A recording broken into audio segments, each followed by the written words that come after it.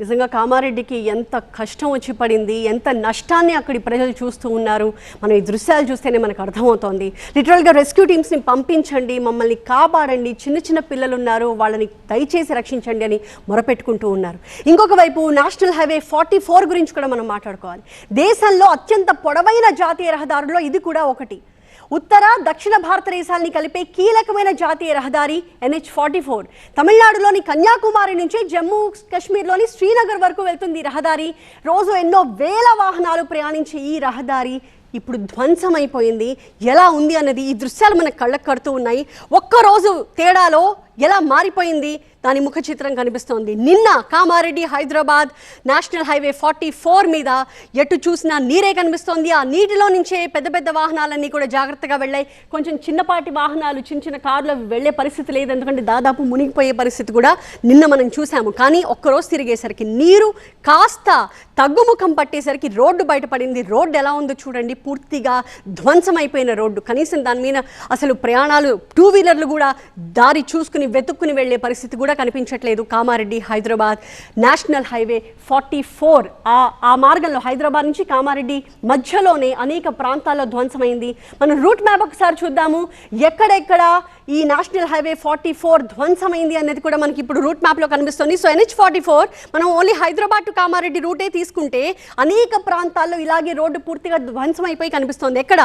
బిక్నూర్ ఏరియాలో పూర్తిగా ధ్వంసం అయిపోయింది. ఆ ప్రాంతాన్ని కొన్ని కిలోమీటర్ల మేర బ్లాక్ చేసేసారు, ఎందుకంటే అక్కడికి వెళ్లే పరిస్థితి లేదు. ఆ తర్వాత మనకి జంగంపల్లిలో కనిపిస్తోంది, అక్కడ కూడా ఇలాంటి సిచ్యువేషనే.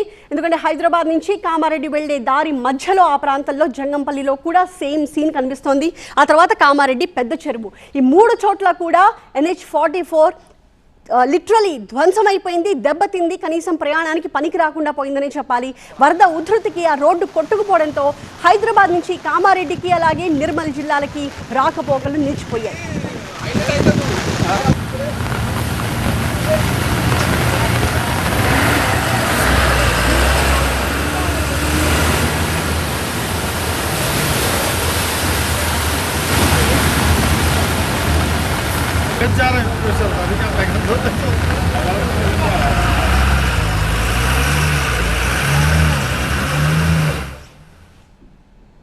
సో జాతీయ రహదారి 44 NH44 మీద చాలా చోట్ల రోడ్డు ధ్వంసమైపోవడంతో రాకపోకలు ఏమాత్రం సాధ్యం కావట్లేదు. దీంతో హెవీ ట్రాఫిక్ మొత్తాన్ని కూడా అధికారులు మళ్లించాల్సి వస్తుంది, వాళ్ళకి ఆల్టర్నేట్ రూట్స్ చూపించాల్సి వస్తుంది. మరి ఎటువైపు మళ్లిస్తున్నారు అన్నది కూడా మనం ఇక్కడ చూస్తూ ఉన్నాము. హైదరాబాద్ టు ఆదిలాబాద్ కామారెడ్డి మీదుగా వెళ్ళే మామూలు రూట్ ఇది, కానీ ఎలా మళ్లిస్తున్నారు అన్నది కూడా మనకు కనిపిస్తోంది. కామారెడ్డి మీదుగా ఆదిలాబాద్ వెళ్లాల్సి ఉంటుంది మామూలుగా అయితే, కానీ ఇప్పుడు హైదరాబాద్ నుంచి తూప్రాన్ దగ్గరే డైవర్షన్ చేసేస్తూ ఉన్నారు. అలాగే గజ్వేల్, సిద్దిపేట, కరీంనగర్, జగిత్యాల మీదుగా ఆదిలాబాద్ వెళ్లాల్సిన సిచ్యువేషన్ ఏర్పడింది. ఎందుకంటే ఈ రూట్ పూర్తిగా ధ్వంసమైపోయింది, చాలా ప్రాంతాల్లో కనెక్టివిటీ పూర్తిగా పోయింది కాబట్టి దారి మళ్లించారు. సో ఆ రూట్లో వెళ్లాల్సిన వాళ్ళు, పనుల మీద వెళ్లాల్సిన వాళ్ళు ఇది గమనించుకోవాలి. గజ్వేల్, సిద్దిపేట, కరీంనగర్, జగిత్యాల నుంచి ఆర్మూర్ దగ్గర కనెక్ట్ అయ్యి అటు నుంచి ఆదిలాబాద్కి వెళ్లాల్సిన పరిస్థితి ఏర్పడింది.